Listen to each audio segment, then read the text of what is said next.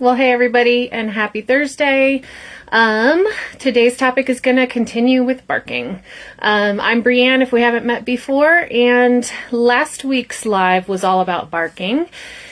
And it was more of a, why does my dog bark at everything, right? That was the FAQ there. So just going to turn the volume off on my phone real quick. I'm sorry about that. Okay. So, yeah, this is kind of a continuation on last week's. So please watch last week's to learn about reactivity barking and just why does my dog bark at everything pointers, right? This one's going to be about how to tell the different types of barking, right? And by no means do I expect you to be an expert after this. I'm still not an expert. This is going to be more about knowing your dog, watching for patterns, and learning more about what you can decipher is going on, right? These are just tips to help you try to figure it out, right? Because they can't talk, so we really don't know for sure, but we can gain a lot of knowledge through their body language. Before I jump in, I do want to mention that the waitlist is open for the next subscription box. I'll put the link in the comments if you are interested in the next one. It'll go out in early March, and every box is going to have an enrichment tool with guided instructions and ideas on how to use it, and then you can build your box if you want more than that. Anyway, let's talk about barking. Not all barking is the same. How do I know what my dog is saying, right? So I want to say, first of all, that if your dog is barking, that doesn't necessarily mean that there's a problem. There could be a problem, but maybe it's not a problem. Maybe it's habit, right? Maybe it's boredom. So it's not always a problem. It's communication. We just have to try to figure out what they are trying to communicate. So solutions to different types of barking get a lot easier once you can tell what the barking is about, right? And that's what I'm here to try to help you with today. So what we don't want to do is just try to stop all barking, because it's kind of like telling somebody to calm down when they're overwhelmed and they're freaking out, right? Just telling them to calm down, but you don't really know what's going on yet, right? It's kind of the same thing. We kind of need to learn what's going on before we can come up with solutions, right? So let's talk about identifying and coming up with solutions for those different types of barks.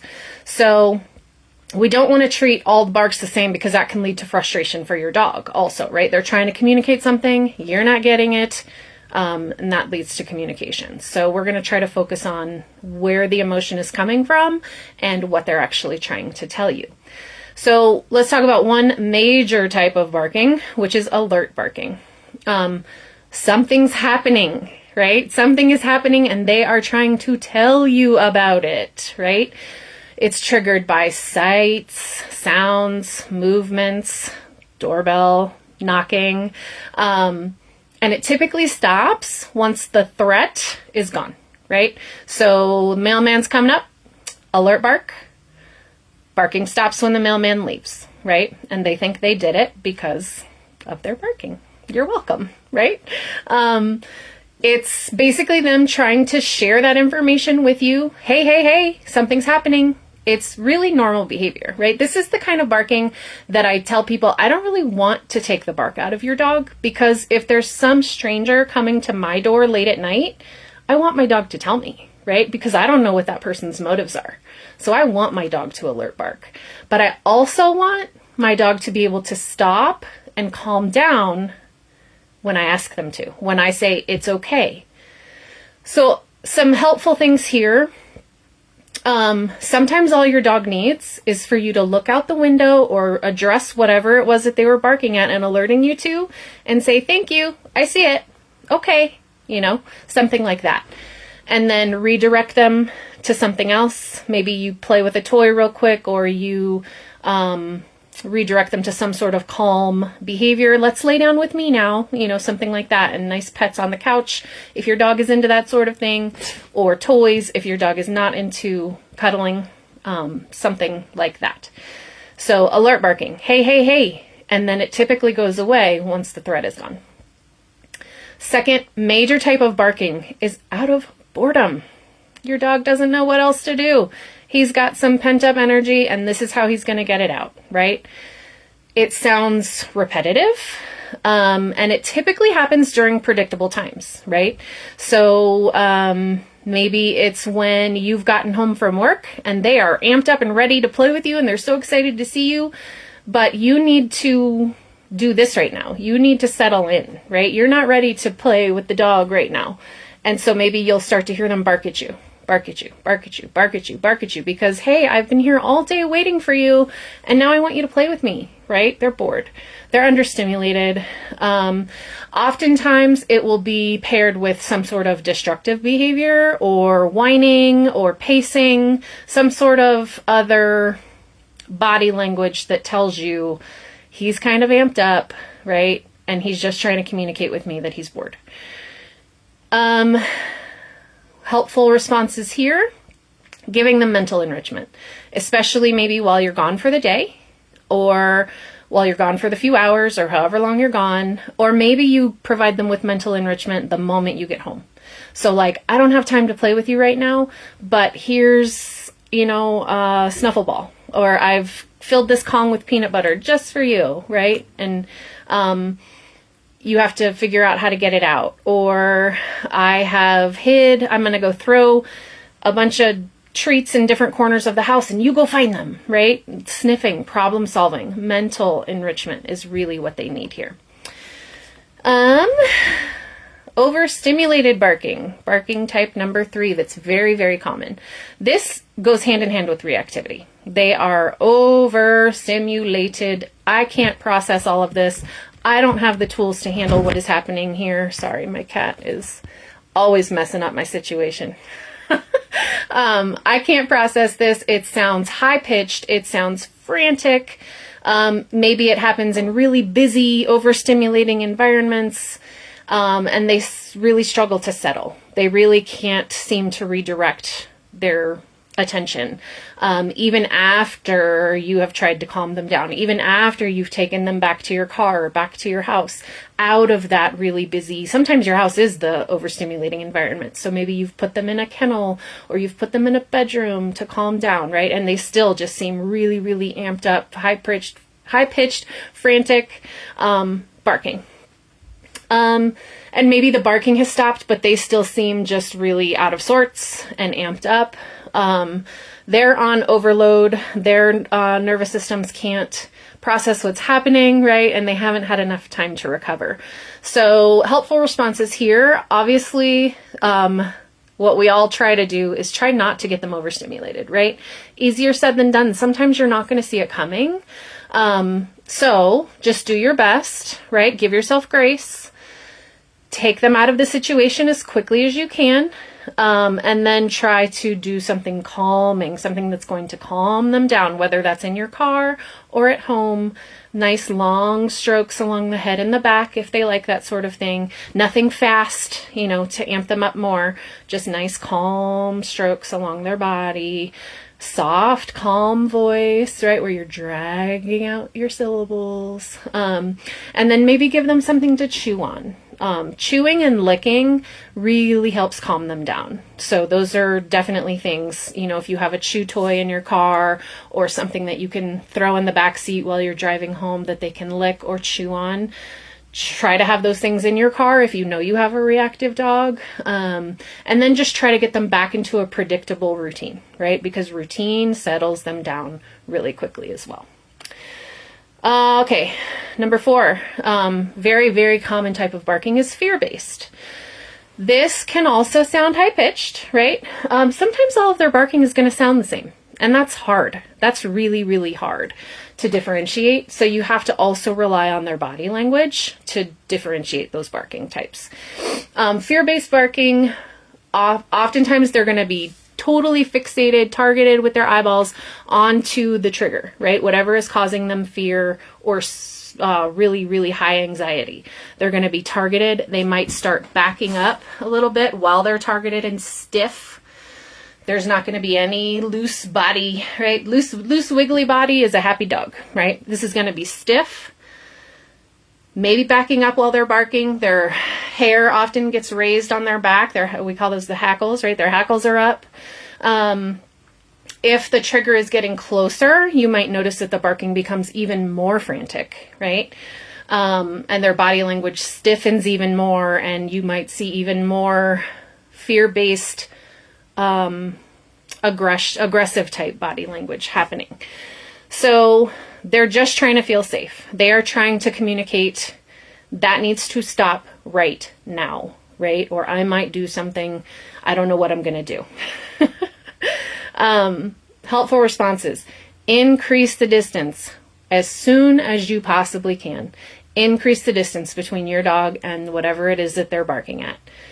Try not to punish them, right? Sometimes we feel like we should say, hey, don't do that, right? Because maybe we're embarrassed, or maybe we don't want that other person to think that we have a bad dog, right?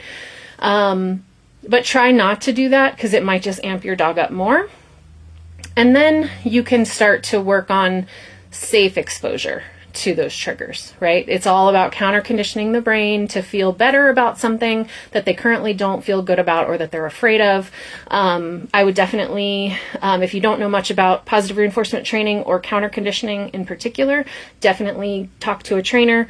You don't want to treat fear with punishment or aversive techniques. It often makes it a lot worse, right? Instead of causing even more fear and anxiety, we're trying to calm that down and retrain the brain to think positively.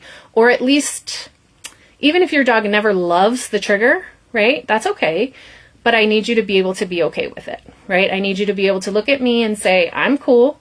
So mom's cool or dad's cool. So I'm going to be cool. Instead of freaking out, right? And not thinking that anybody has a handle on it. So I have to take matters into my own hands. So you can build on that with positive reinforcement training. Number 5 type that's very, very common is because it's a habit. It is behavior that they have rehearsed over and over again, and it has been reinforced even if accidentally, right? Sometimes it's reinforced on their own. It's nothing that you did, even on accident, right, to reinforce it. It's the mailman example again. It's that Andy's probably barking at somebody walking by right now. I'm working on it in my own house.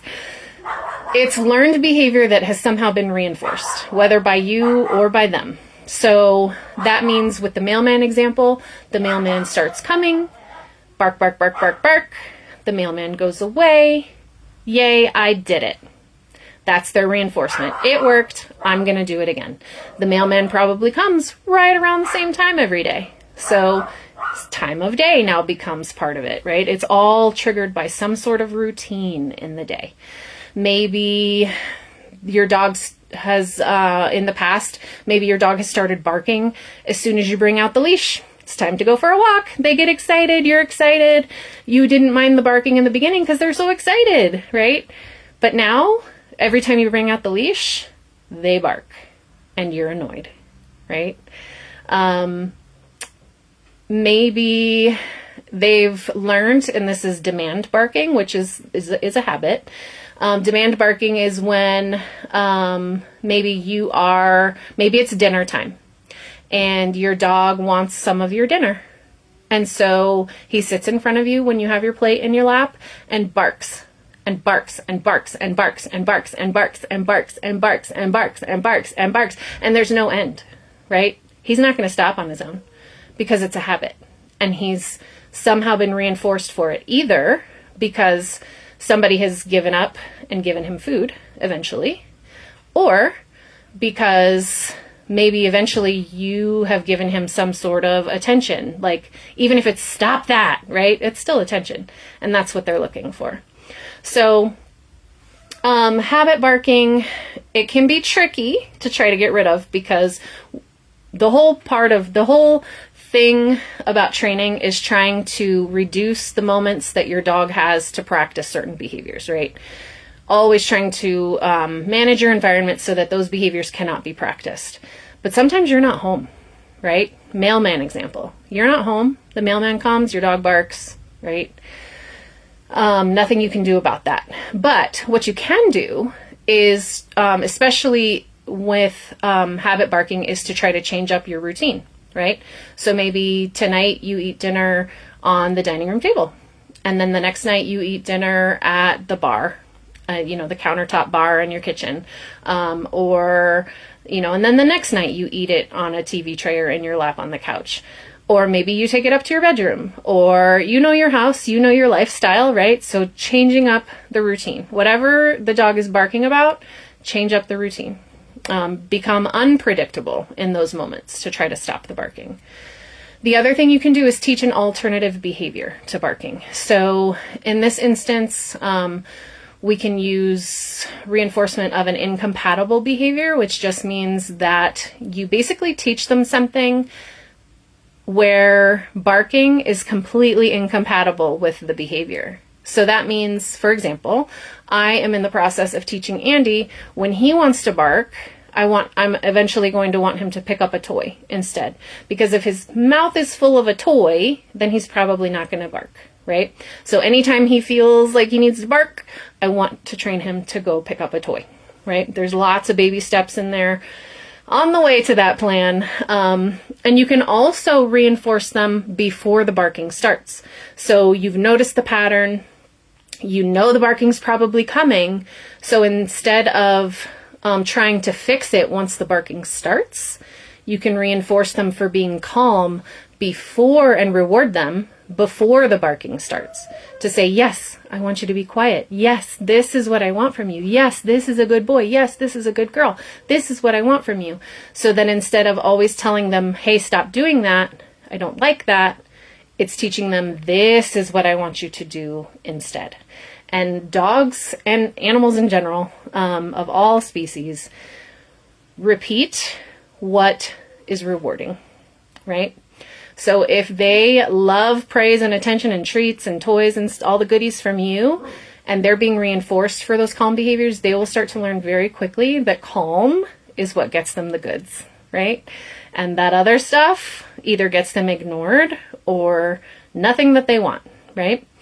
I'm just going over my notes to make sure that I've told you everything that I want to tell you. Let's go over the types of barking again, just to kind of recap real quick. Number 1 was alert barking. Hey, hey, hey, something's happening. I need to tell you. Boredom, frustration was number 2. 3 was overstimulation or reactivity barking. 4 was fear-based. They're afraid of something. And 5 is habit barking. Those are the main ones, right? I honestly can't think of any more top of mind right now. But if you don't feel like yours fits into any of those categories, let me know.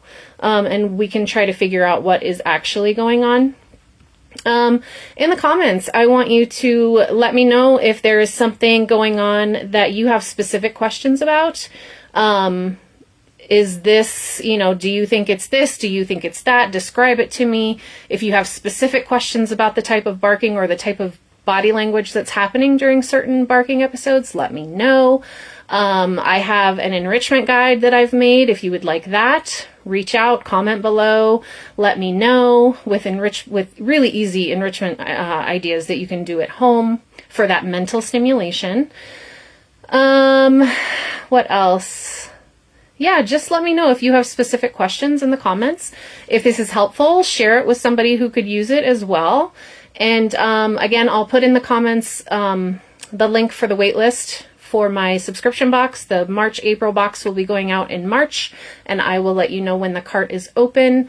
And again, every box is going to include an exclusive enrichment item with a guide on ideas on how to use it. Everybody gets that, and then you can either just get that, or you can build your box with more things to choose from. So let me know if you need anything else. I hope that was helpful, and I hope you guys have a great rest of your Thursday, and I'll talk to you again real soon. Bye.